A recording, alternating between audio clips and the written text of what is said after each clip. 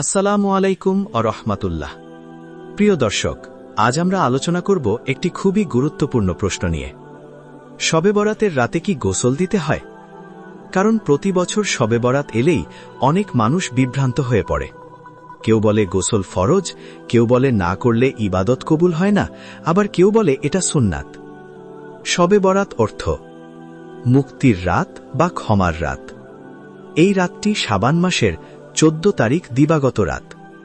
হাদিসে এসেছে, হযরত আয়েশা রাদিয়াল্লাহু বলেন, শাবান মাসের মধ্যরাতে আল্লাহ তাআলা নিজ বান্দাদের দিকে রহমতের দৃষ্টিতে তাকান এবং মুশরিক ও হিংসাকার ছাড়া সকলকে ক্ষমা করে দেন।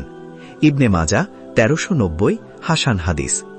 এখান থেকে বোঝা যায় এই রাত ক্ষমা ও দোয়ার জন্য গুরুত্বপূর্ণ। শবে বরাতের রাতে কি গোসল দিতে হয়? না, শবে বরাতের রাতে বিশেষভাবে গোসল করার কোনো সহিহ হাদিস নেই। কুরআনেও নেই। সহিহ বুখারী, মুসলিম, তিরমিজি, আবু দাউদ কোথাও বলা হয়নি শবে বরাতের রাতে গোসল করো, অথবা এই রাতে গোসলের বিশেষ ফজিলাত রয়েছে।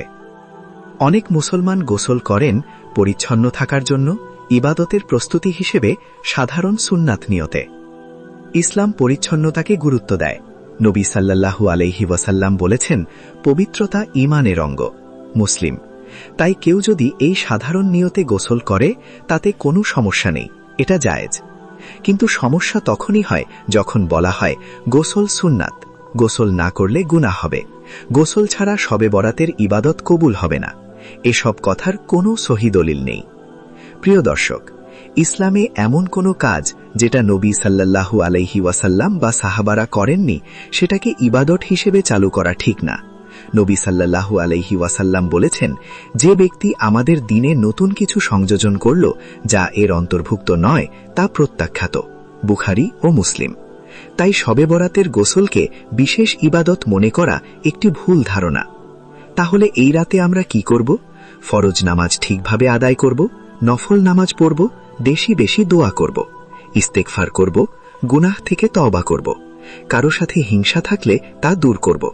কারণ হাদিসে আছে, হিংসাকার ও বিদ্বেষীকে এই রাতে ক্ষমা করা হয় না। প্রিয় দর্শক, শবে বরাতের রাত গোসলের রাত নয়, এটা ক্ষমা চাওয়ার রাত। গোসল করলে সমস্যা নেই, কিন্তু এটাকে সুন্নাত বা ফরজ মনে করা যাবে না। আল্লাহ আমাদের সবাইকে এই রাতে খাঁটি নিয়তে ক্ষমা চাওয়ার তৌফিক দিন। আমিন।